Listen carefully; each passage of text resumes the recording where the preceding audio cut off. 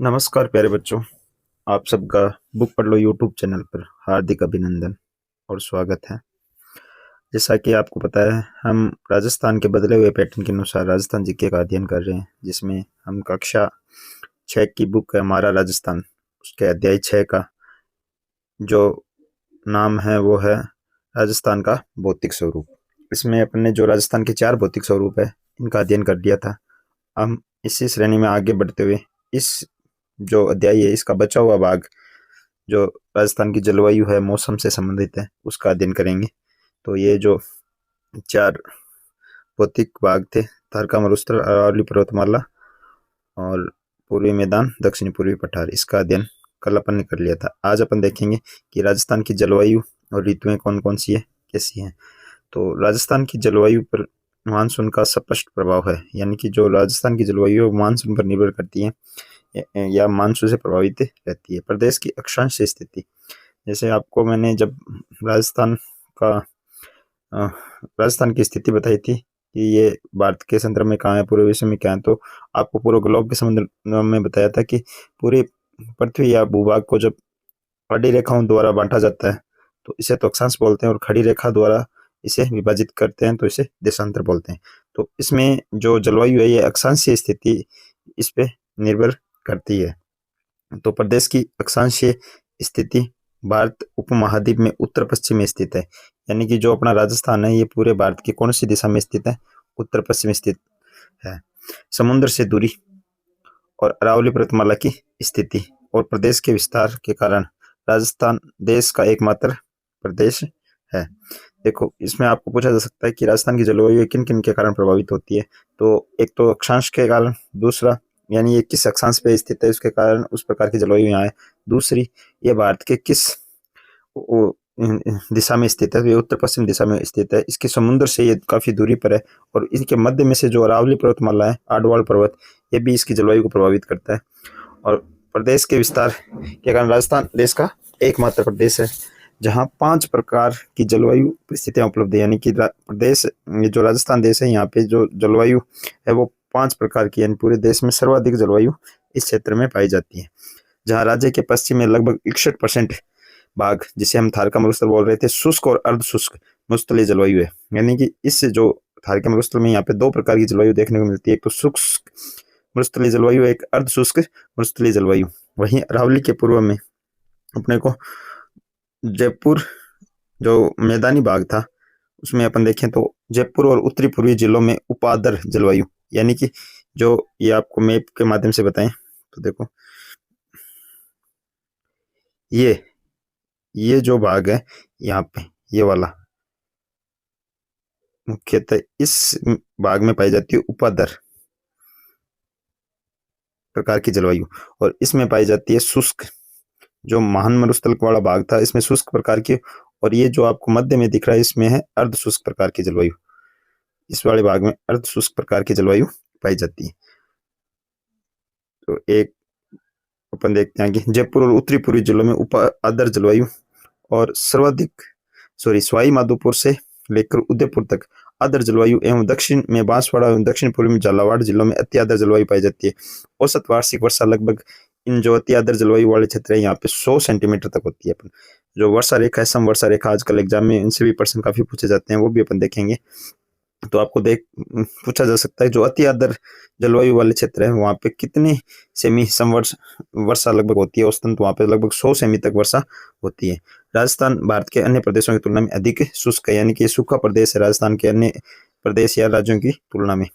तो यहाँ पे देखो 5 प्रकार की जलवायु पाई जाती है। आपको बताएं, बात करें तो बात पहली अपन देखी कि कौन कौन सी। पहली शुष्क शुष्क प्रकार की जलवायु, दूसरी अपन ने देखी अर्ध शुष्क मरुस्थलीय जलवायु, तीसरा अपन देखी उपादर उपादर ये जो अरावली वाला क्षेत्र है, अरावली और इसके आसपास के जो जिले हैं यहाँ पे उपादर प्रकार की जलवायु। पूर्वी मैदानी भाग जिसमें यानी जयपुर के पूर्व की साइड में जो ये सवाई माधोपुर से लेकर उदयपुर वाला भाग, और दक्षिण में बांसवाड़ा इलाके, बांसवाड़ा प्रतापगढ़ वाले क्षेत्र में आर्द्र प्रकार की जलवायु पाई जाती है, और झालावाड़ और सिरोही माउंट आबू वाले भाग में अति आर्द्र प्रकार की जलवायु पाई जाती है। तो ये 5 प्रकार की जलवायु है, ये राजस्थान में पाई जाती है। अब अपन इसकी कि राजस्थान में जो वर्षा होती है, ये एक वर्षा का जो विस्तारण है, यानी कहने का मतलब विभाजन किस प्रकार से होता है, किस किस क्षेत्र में कितने सेंटीमीटर तक वर्षा होती है, इसके बारे में देखेंगे। तो देखो, इससे संबंधित एग्जाम में जो प्रश्न है वो काफी पूछे जा रहे हैं वर्तमान समय में। देखें तो देखो, ये जो जैसलमेर वाला इलाका, ये जो रेखा है जैसलमेर और बीकानेर, सॉरी फलोदी फलोदी और बीकानेर की सीमा तक ये टच करता है, ये इसमें से होकर गुजरती है 10 सेमी समवर्षा रेखा। तो आपको याद रखना है कि 10 सेमी समवर्षा रेखा आपसे पूछे तो जैसलमेर और फलोदी। दूसरी अपन बात करें तो विषम 20 सेमी समवर्षा रेखा, यानी कि ये जो है वो किन किन क्षेत्रों से होकर गुजरती है। तो 20 सेमी समवर्षा रेखा है, ये बीकानेर, फलोदी, जोधपुर और जैसलमेर बाड़मेर की सीमा से होकर गुजरती है। तो ये वाले जो जिले हैं, लगभग इस एरिया में जो जिले पड़ते हैं वो सारे इस 20 सेमी समवर्षा रेखा के भीतर आते हैं। और ये जो 30 सेमी समवर्षा रेखा है, ये अर्ध शुष्क मरुस्थल के मध्य में से गुजरती है। तो आप देख सकते हैं इधर से ये बाड़मेर, जालोर, इधर जोधपुर, नागौर, चूरू का जो इलाका है, ऊपर हनुमानगढ़ तक ये जो रेखा गुजरती है, इसको बोलते हैं अपन 30 सेमी समवर्षा रेखा। तो ये इससे पूछ लिया जाता है कि निम्न में से 30 सेमी समवर्षा रेखा किन जिलों से संबंधित है या किन जिलों से संबंधित नहीं है। और ये आपके अरावली के पश्चिमी दिशा से जो समवर्षा रेखा खींची जाती है वो है 40 सेमी समवर्षा रेखा। ये जो है ये अरावली के पश्चिम भाग से में जो जिले पड़ते हैं ये 40 सेमी समवर्षा रेखा वाले हैं। और अरावली जिन जिलों से होकर गुजरती है वो उनमें आते हैं 50 सेमी समवर्षा रेखा। ये जो 50 समवर्षा रेखा है, ये राजस्थान को बराबर 2 भागों में बांटती है। जैसे अरावली पूर्वी राजस्थान और पश्चिमी राजस्थान को 2 भागों में बांटती है, वैसे ही 50 जो समवर्षा रेखा है ये राजस्थान को 2 भागों में विभाजित करती है। और इसके जो अरावली है, इसका जो पूर्वी भाग है, पूर्वी से जो जहाँ से ये अरावली गुजर रही है वो 60 सेमी समवर्षा रेखा है। और ये अपन ने देखा यहाँ पे उपाधार प्रकार की जलवायु पाई जाती है, यानी कि ये 40 से लेकर 60 सेमी तक लगभग उपाधार प्रकार की जलवायु इस क्षेत्र में पाई जाती है। और इसके इस साइड आप देखेंगे तो ये जो आर्द्र प्रकार की जलवायु क्षेत्र है, इसमें जो वर्षा रेखा गुजरती है वो है 70 सेंटीमीटर। और जो हाड़ौती वाला प्रदेश है, झालावाड़ से ऊपर बाराकोटा, बूंदी, इस क्षेत्र में जो वर्षा होती है वो है 90 सेमी समवर्षा रेखा, ये वाली। तो इसको भी आप ध्यान में रखेंगे। और 100 सेमी समवर्षा रेखा अति आर्द्र जलवायु क्षेत्र है, जैसे यहाँ पे झालावाड़ और ये माउंट आबू वाला क्षेत्र जो सिरोही का, यहाँ पे होती है 100 सेमी समवर्षा रेखा। तो आप इनको ध्यान में रखेंगे। ये 80 से प्लस है लगभग, ये 90, और ये झालावाड़ वाला थोड़ा सा भाग, और ये माउंट आबू सिरोही वाला भाग, इसमें 100 सेमी समवर्षा रेखा होती है। तो ये था राजस्थान में औसत वर्षा का जो मैप है वो आपको बताया गया है कि राजस्थान में जो है ना वर्ष भर में जो वर्षा होती है वो किस किस क्षेत्र में कितने कितने सेंटीमीटर होती है। हालांकि इसमें आपको मैप के माध्यम से भी बताया गया है, इस इलाके में 10 से 20 सेंटीमीटर, इसमें 20 से 40 सेंटीमीटर, और इस वाले भाग में 40 से 70 या 80 सेंटीमीटर, ये जो है 40 से 70 सेंटीमीटर इस भाग में वर्षा होती है। नीचे हाड़ौती वाले क्षेत्र है, इसमें 80 से 100 सेंटीमीटर तक वर्षा होती है। तो ये था राजस्थान में औसत वार्षिक वर्षा वो का मानचित्र जो अपन ने समझा। अब इसके आगे अपन देखें ऋतुएं। राजस्थान में कौन कौन सी ऋतुएं लगभग रहती है। तो जैसा कि आप जानते हैं राजस्थान में मुख्य 3 ऋतुएं रहती है, जिसको अपन बोलते भी हैं ग्रीष्म, वर्षा और शीत ऋतु। तो ग्रीष्म ऋतु कब से कब तक रहती है? ग्रीष्म ऋतु रहती है मार्च से जून, यानी इस महीनों में गर्मी बहुत तेज रहती है और धूप भी बहुत तेज रहती है राजस्थान में, तो इसलिए इसको ग्रीष्म ऋतु कहते हैं। जून में बारिश स्टार्ट हो जाती है, यानी कि वर्षा ऋतु है वो जून के बाद जैसे बारिश स्टार्ट होती है तो जुलाई से लेकर सितंबर तक बारिश होती है, तो इसलिए इस जो काल को है वो वर्षा ऋतु के नाम से जाना जाता है। और सितंबर के बाद अक्टूबर से जो है सर्दी यानी कि ठंड है वो पड़नी स्टार्ट हो जाती है राजस्थान में, यानी ठंडा मौसम रहने लग जाता है। तो ये अक्टूबर से फरवरी तक का मौसम है, इसको शीत ऋतु कहते हैं। तो आपको ध्यान में रखना है कि राजस्थान में है वो कितनी ऋतुएं होती हैं? 3 ऋतुएं पाई जाती है, ग्रीष्म मार्च से जून, वर्षा ऋतु जुलाई से सितंबर, और शीत ऋतु अक्टूबर से फरवरी तक। अब ग्रीष्म ऋतु की क्या क्या विशेषता है ये भी अपन जान लेते हैं। तो जो ग्रीष्म ऋतु है इसमें तापमान 30 से 40 डिग्री सेल्सियस से अधिक रहता है। आजकल तो तापमान है वो कई कई स्थानों पे तो 50 डिग्री पार भी कर जाता है। यानी ये औसत तापमान आपको बताया गया है। जो पश्चिमी राजस्थान वाला भाग है, जैसलमेर है, चूरू है, बीकानेर है, यहाँ पे तापमान 50 डिग्री प्लस भी गर्मियों में चला जाता है। लेकिन लगभग पूरे राजस्थान का देखें तो औसत तापमान है वो 30 से 40 डिग्री बना रहता है। पश्चिमी राजस्थान में विशेषकर जैसलमेर है, बाड़मेर है, बीकानेर है, जोधपुर है, श्रीगंगानगर, चूरू आदि जिलों में तापमान 40 से 45 डिग्री सेल्सियस तक हो जाता है। आपको मैंने बताया, देखो इसमें बता भी दिया इसने कि ये इन क्षेत्रों में तापमान बढ़ा रहता है। आजकल है तापमान लगभग 50 डिग्री यानी 51 डिग्री सेल्सियस तक भी तापमान इन चूरू वाले क्षेत्रों में, बीकानेर वाले क्षेत्रों में रहता है। थार मरुस्थल रेतीला होने के कारण भारत के अत्यधिक गर्म प्रदेशों में से एक है, क्योंकि यहाँ पे जो मिट्टी है वो बहुत जल्दी गर्म हो जाती है और ठंडी भी बहुत जल्दी हो जाती है। इसलिए यहाँ पे जो दैनिक तापांतर है और वार्षिक तापांतर बहुत ज़्यादा इन क्षेत्रों में रहता है। रेत जल्दी गर्म होती है और जल्दी ठंडी होती है। अतः मरुस्थल में इन ऋतु के दिनों का तापमान बहुत बढ़ जाता है, रात में कम हो जाता है, जिससे दैनिक तापांतर भी अधिक होता है, दैनिक और वार्षिक तापांतर। तो इसमें आपको पूछा जा सकता है कि सर्वाधिक दैनिक और वार्षिक तापांतर वाला जिला कौन सा है, तो आपको ध्यान में रखना है चूरू है, ये सर्वाधिक दैनिक और वार्षिक तापांतर में आता है। ऊंचाई के कारण माउंट आबू इस ऋतु में राजस्थान का सबसे ठंडा स्थान रहता है। यानी कि राजस्थान का जो ग्रीष्म ऋतु में सबसे ठंडा स्थान रहता है वो सिरोही जिले का जो माउंट आबू है वो स्थान है, वो सबसे ठंडा ग्रीष्म ऋतु में रहता है।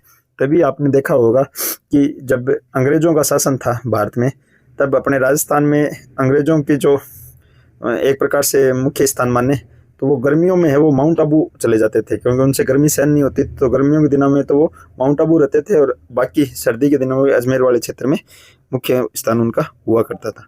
तो यही कारण है कि वो ठंडे प्रदेशों में रहना ज़्यादा पसंद करते हैं, गर्मी उनसे सहन नहीं होती।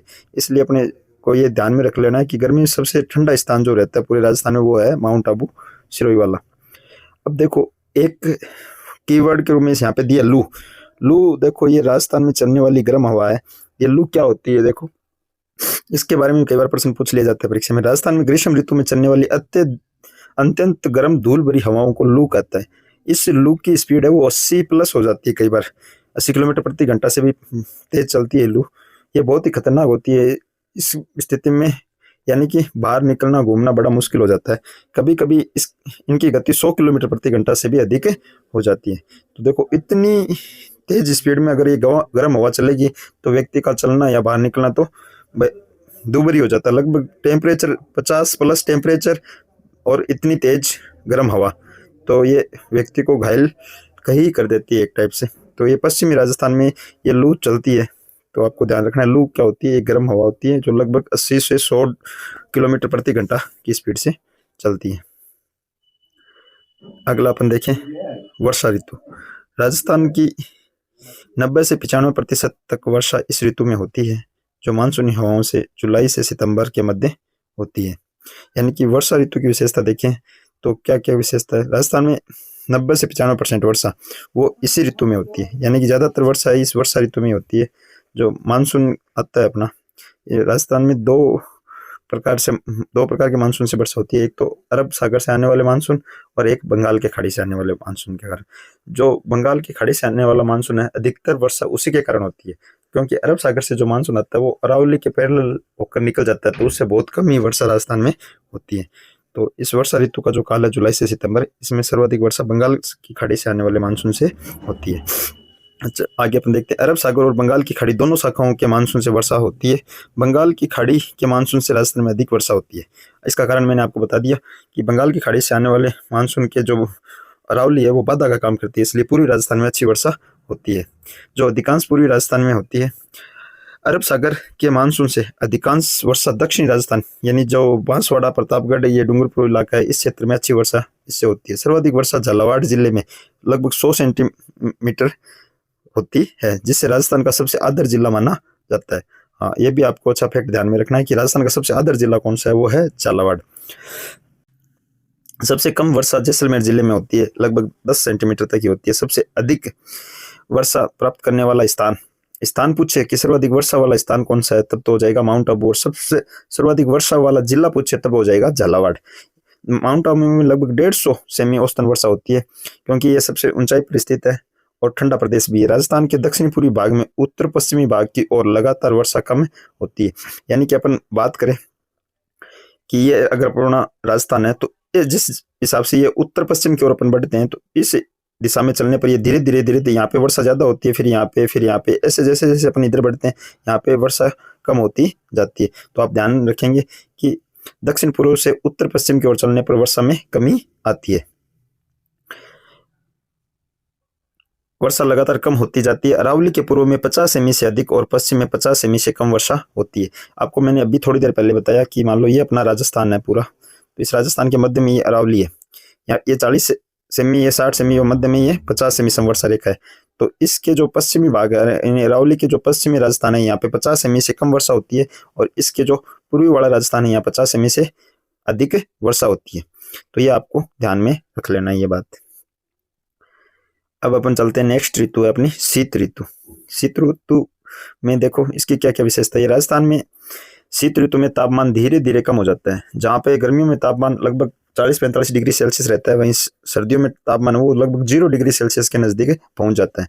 पश्चिमी राजस्थान में रेत की अत्यधिक ठंडी हो जाने से तापमान 0 डिग्री सेल्सियस या कुछ स्थानों पर इससे भी कम हो जाता है। जैसे आपको बताया कि सर्वाधिक वार्षिक तापांतर और दैनिक तापांतर के हिसाब से अपन देखें तो चूरू जिला है वो सबसे ठंडा और सबसे गर्म जिला माना जाता है, क्योंकि सर्दियों में सबसे ज्यादा ठंड है पूरे राजस्थान में वो चूरू जिले में पड़ती है, और गर्मियों में सबसे गर्म जिला है वो भी चूरू को माना जाता है। तो वार्षिक तापांतर के हिसाब से देखें तो चूरू है वो सबसे ठंडा और गर्म जिला है। ऊंचाई के कारण ही इस ऋतु में माउंट आबू राजस्थान में अधिक ठंड रहता है। देखो गर्मियों में भी यहाँ पे देखें तो माउंट आबू में ठंड अधिक रहती है ऊंचाई के कारण, और सर्दियों में भी सबसे ज्यादा ठंडा है स्थान वो माउंट आबू ही रहता है।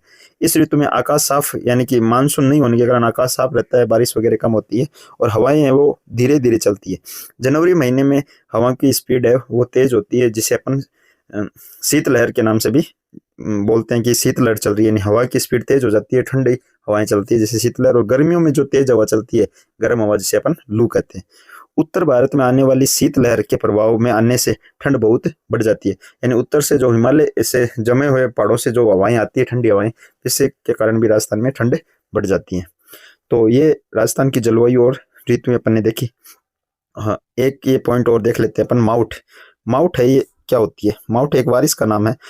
भारत में शीत ऋतु में होने वाली वर्षा को माउठ या पश्चिमी विक्षोभ कहा जाता है। कई बार पूछा जाता है ये माउठ क्या है। भारत यानी कि जो शीत ऋतु के भीतर जैसे जनवरी महीने में, जनवरी या फरवरी तक ये माउठ है वो पश्चिमी विक्षोभ होता है एक, जिससे राजस्थान में बारिश होती है। ये रबी की फसल के लिए बहुत ही लाभदायक, फायदेमंद होती है। इसे गोल्डन ड्रॉप्स के नाम से जाना जाता है। गेहूं की फसल के लिए तो खासकर ये बहुत अच्छी रहती है। तो ये वर्षा शीत ऋतु में होती है, जिसे माउठ या पश्चिमी विक्षोभ कहा जाता है। ये चक्रवात भूमध्य सागर से आकर राजस्थान सहित उत्तर पश्चिमी भारत में वर्षा करता है। इस वर्षा से गेहूं की फसल को लाभ मिलता है। तो ये गेहूं की फसल है, इसके लिए बहुत ही लाभदायक होती है। और जो ये भूमध्य सागर से एक विक्षोभ बनता है जो पश्चिमी भाग में बारिश करता है, जिसमें जो पूरे भारत है उसका उत्तर पश्चिमी इलाके में अच्छी बारिश होती है उस समय। तो लगभग माउठ के कारण राजस्थान में 8 से 10% बारिश होती है, जो गेहूं की फसल के लिए लाभदायक है। अब अपन देखते हैं अकाल और मरुस्थलीकरण। अकाल और मरुस्थलीकरण क्या है देखो। राजस्थान में विशेषकर पश्चिमी राजस्थान में बार बार अकाल पड़ता है, क्योंकि आपने देखा जैसलमेर में 10 सेंटीमीटर बारिश होती है। तो ये पश्चिमी भाग में बारिश की कमी के कारण लगातार अकाल पड़ता रहता है। अकाल यानी सूखा, जहाँ पे फसल यानी बारिश से नहीं हो पाती है, और खाद्यान्न और चारे की कमी, और पानी पीने जो पानी है अपन पीते हैं उसकी भी कमी हो जाती है। इस कारण इसको बोलते हैं सूखा। इसका कारण है कि वर्षा का सामयिक यानी समय से वर्षा का नहीं होना, और अपर्याप्त यानी कि जो अनिश्चित अनियमित होना। अपर्याप्त का मतलब जितनी जरूरत है उतनी वर्षा नहीं होना। अनिश्चित का मतलब कभी ज्यादा कभी कम हो गई, और कभी समय से पहले हो गई कभी समय के बाद हो गई।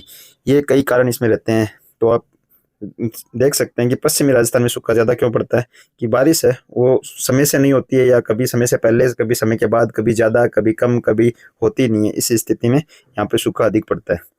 तो अपर्याप्त, अनियमित और अनिश्चित होना। इसके कारण पक्षियों के लिए चारा, पानी, मनुष्यों के लिए अनाज एवं पेयजल की कमी की स्थिति हो जाती है, जिसे अकाल कहा जाता है। कम वर्षा यहाँ की जलवायु का प्राकृतिक स्वभाव है, लेकिन मानवीय स्वार्थों ने जिस तरह विवेकहीन ढंग से वनों की कटाई की, भूमिगत जल का दोहन किया, पारंपरिक जल संसाधन प्रबंधन की उपेक्षा यानी कि उनको अवॉइड किया, उनका प्रतिकूल प्रभाव प्रदेश के आर्थिक और सामाजिक जीवन पर भी पड़ता है। यानी कि ये मुख्य कारण तो रहे ही, इन कारणों के पीछे है वो मानव का जो स्वार्थ है विवेकहीन से। जैसे जितने इस क्षेत्र में पेड़ थे उनको अंधाधुंध कटाई करना, जो बारिश का पानी है उसका प्रबंधन सही ढंग से, जैसे मान लो प्राचीन समय में जो अपने बुजुर्ग लोग हुआ करते थे वो बारिश के पानी का प्रबंधन बहुत अच्छे से करते थे। घर घर में छोटी छोटी कुंड जिसको अपन बोलते हैं या टांके बना कर रखते थे, जिससे बारिश का पानी स्टोर करते थे, और जब बारिश नहीं होती थी उसके उस समय उसको पानी को पीने के लिए, जानवरों को पिलाने के लिए काम में लेते थे। गांव में एक बड़ा जोड़ था, उसमें भी पानी को संरक्षित करके उसकी देखभाल या स्वच्छता रखी जाती थी, ताकि वो पीने में भी काम में आ सके और अन्य कार्यों में भी उसको काम में लिया जा सके। तो ये धीरे धीरे इन पारंपरिक जो जल प्रबंधन के संसाधन है इसमें कमी आई, यह भी एक प्रमुख कारण इस क्षेत्र में रहा। तो अकाल के बारे में देख लिया, अकाल क्या होता है, इससे कैसे प्रभावित होते हैं। नीचे देखिए, भौतिक दशाओं एवं मानवीय कार्यों द्वारा जब उपजाऊ भूमि बंजर एवं रेतीली मिट्टी में परिवर्तन हो जाती है तो उस क्रिया को मरुस्थलीकरण कहते हैं।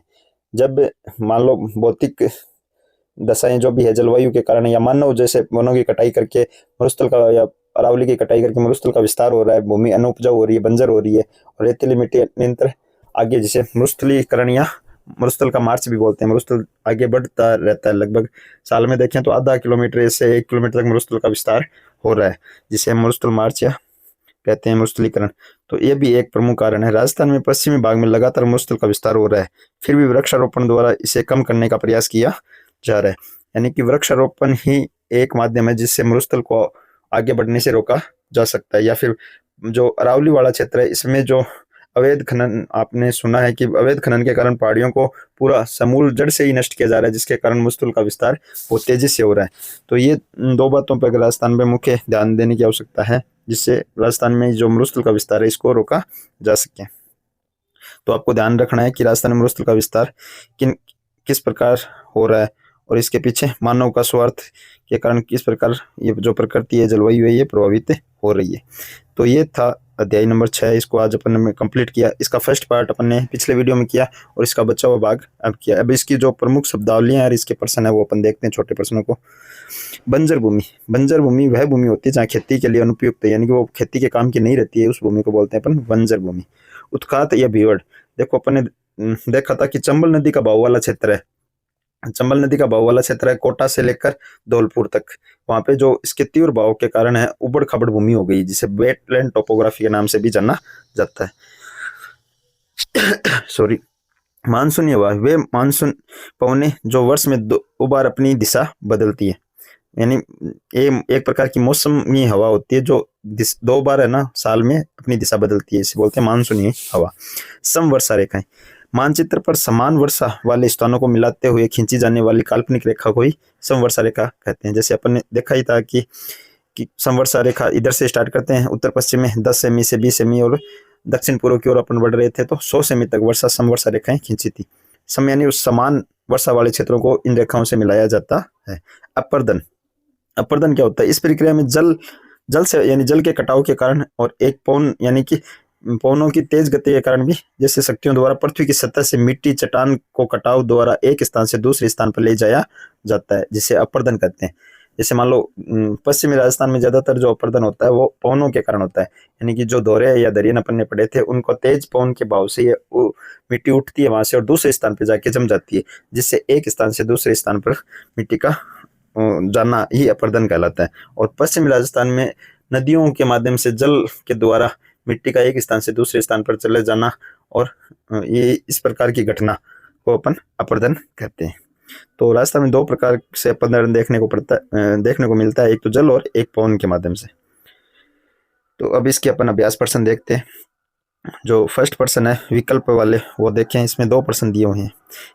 निम्नलिखित में से कौन सा भौतिक प्रदेश राजस्थान में नहीं है, यानी कि अपने 4 भौतिक प्रदेश पढ़े, इनमें से कौन सा नहीं है। तो अरावली पर्वतमाला और थार का मरुस्थल अपन ने पढ़ा, थार का मरुस्थल भी पढ़ा, पूर्वी मैदान भी पढ़ा, लेकिन हिमालय पर्वत है वो राजस्थान में नहीं है। एक और था, वो था अपना दक्षिणी पूर्वी पठारी भाग। ये 4 है भौतिक भाग, ये राजस्थान के है, लेकिन हिमालय पर्वतमाला वो राजस्थान का भूभाग भौतिक प्रदेश नहीं है। अरावली पर्वतमाला की सबसे ऊंची चोटी, अपन ने देखा था राजस्थान में अरावली पर्वतमाला है, उसकी सबसे ऊंची चोटी थी वो थी गुरु शिखर, और इसकी हाइट अपन ने कितनी देखी थी, ये इसकी हाइट है 1722 मीटर, और ये सिरोही जिले के माउंट आबू में पड़ती है। तो ये सबसे ऊंची चोटी हो जाएगी गुरु शिखर। रिक्त स्थानों की पूर्ति कीजिए, ये दूसरा प्रश्न, इसमें भी 2 प्रश्न दिए हुए हैं अपने। चंबल नदी के आसपास का क्षेत्र अपर्दन के कारण अत्यधिक उबड़ खबड़ हो गया है, जिसे अपन उत्खात भूमि या उबड़ खबड़ भूमि डांग क्षेत्र नाम से भी जानते हैं। अपर्दन किस अपर्दन के कारण हुआ है? तो ये जल अपर्दन के कारण अत्यधिक उबड़ खबड़ हो गया है। अपन ने पवन और जल 2 प्रकार के अपर्दन देखे, तो ये जल अपर्दन के कारण है वो अत्यधिक उबड़ खबड़, जिसे वेटलैंड टोपोग्राफी भी कहते हैं। उपजाऊ भूमि का बंजर और रेतीली मिट्टी में परिवर्तन कहलाना होना क्या कहलाता है? बंजर। बंजर भूमि होना बंजर कहलाता है। या इसको मरुस्थल के नाम से भी जान सकते हैं कि ये मरुस्थल या बंजर भूमि। राजस्थान का कौन सा क्षेत्र प्रतिवर्ष सूखे का सामना करता है? तो राजस्थान का जो पश्चिमी वाला भाग है, जैसे जैसलमेर है, बाड़मेर है, बीकानेर है, चूरू, ये वाले क्षेत्र है वो सूखे का सामना करते हैं, यानी यहाँ अकाल पड़ता रहता है निरंतर।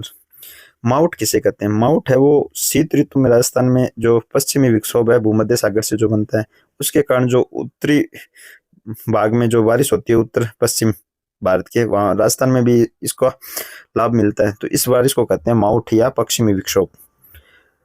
ये लघुरात्मक के कुछ प्रश्न है जो अपने पाठ में देखें, इनको आप लिख सकते हैं, लिखने से आपका अच्छा अभ्यास हो जाएगा और आपके ये जो आपने पढ़ाया दिया ये मैं बातें ये सारी आपकी स्थायी हो जाएगी दिमाग में। राजस्थान के भौतिक प्रदेशों के नाम लिखते हुए इनकी प्रमुख विशेषता, जैसे कल अपन ने 4 भौतिक प्रदेश देखे थे, इधर थार का मरुस्थल, अरावली पर्वतमाला, पूर्वी मैदान, दक्षिणी पूर्वी मैदान, यहाँ की क्या क्या विशेषता है, यहाँ पे कितनी भूमि में ये फैले हुए हैं, यहाँ पे जनसंख्या कितनी है, कितने जिले हैं, है ना, जनघनत्व है, किसका ज्यादा है किसका कम, ये आप इसमें लिख कर बता सकते हैं। राजस्थान की प्रमुख ऋतुओं का वर्णन। राजस्थान में अपन ने कितनी 3 ऋतुएं देखी, तीनों ऋतुओं का आप अलग अलग वर्णन कर सकते हैं। कौन सी? ग्रीष्म ऋतु। ग्रीष्म ऋतु है मार्च से जून तक। और अपन ने देखी वर्षा ऋतु। वर्षा ऋतु है जुलाई से सितंबर तक। और फिर अपन ने देखी शीत ऋतु। शीत ऋतु है अक्टूबर से फरवरी तक। इन तीनों ऋतुओं की विशेषता भी अपन ने देखी, इनका टेम्परेचर कितना रहता है उस समय, किस किस क्षेत्र में ये किस किस प्रकार का प्रभाव इस ऋतुओं में रहता है। चिंतन प्रश्न, यानी कि विचार करना आपको, इस पे चिंतन मनन कर क्या है। यदि अरावली पर्वतमाला का विस्तार पूर्व से पश्चिम दिशा में होता, अब अरावली पर्वतमाला इसका विस्तार किससे है? दक्षिण पश्चिम से लगभग उत्तर पूर्व की ओर है। अगर इसका उल्टा होता है, ये पूर्व से पश्चिम की ओर यानी बीच में होता, तो राजस्थान की जलवायु पर क्या प्रभाव पड़ता? तो अपने देखो इस प्रकार अपन क्या सोच सकते हैं कि 1 मिनट में आपको इसका थोड़ा सा ये मान लो अपना राजस्थान है, इस राजस्थान में जो इसका विस्तार है पूर्व से पश्चिम की ओर होता, यानी कि ये ऐसे होती है अरावली पर्वतमाला, तो क्या होता? तो इसमें देखो ये अरब सागर से आने वाला मानसून है, उसके कारण भी इस क्षेत्र में अच्छी बारिश होती। इससे बंगाल की खाड़ी से आने वाला मानसून है, इसके कारण भी इस क्षेत्र में अच्छी बारिश होती। लेकिन ये वाला भाग है ये लगभग सूखा रह जाता, यानी यहाँ पे बारिश कम हो पाती। तो इसके कई प्रभाव है। यहाँ पे जो मरुस्थल है, इस मरुस्थल का विस्तार यहाँ से होकर इधर ये पूरा भाग मरुस्थल ये हो जाता है, क्योंकि यहाँ से पवन अपर्दन के कारण ये मरुस्थल आगे इसका विस्तार हो जाता है। और इस वाले भाग के में भी इधर वाला जो मरुस्थलीय भाग है इसका भी इसमें विस्तार हो जाता है, यानी राजस्थान में मरुस्थल पूरे राजस्थान में लगभग फैल जाता है अगर ये अरावली पर्वतमाला इस हिसाब से होती। तो ये जो अरावली पर्वतमाला है इसने इस क्षेत्र में एक प्रकार से आडवाल यानी आडवाल का काम कर रखा है, यानी ये बीच में आडी आई हुई है पूरे राजस्थान में जो मरुस्थल के विस्तार को रोकती है। तो ये बहुत ही अच्छा चैप्टर है जियोग्राफी के हिसाब से और राजस्थान को समझने के हिसाब से कि इनकी जलवायु, ऋतुएं और भौतिक प्रदेशों की विशेषता क्या क्या है। तो मैं आशा करता हूँ कि आपको ये पूरा चैप्टर अच्छे से समझ में आया होगा। तो आप हमारे साथ ऐसे निरंतर जुड़े रहें और आपको अगर हमारे द्वारा किया जा रहा जो प्रयास है वो अगर पसंद आया है तो वीडियो को लाइक, शेयर और सब्सक्राइब जरूर करें और अपने जो साथी हैं उनको शेयर करना ना भूलें। जय हिंद, जय जय राजस्थान।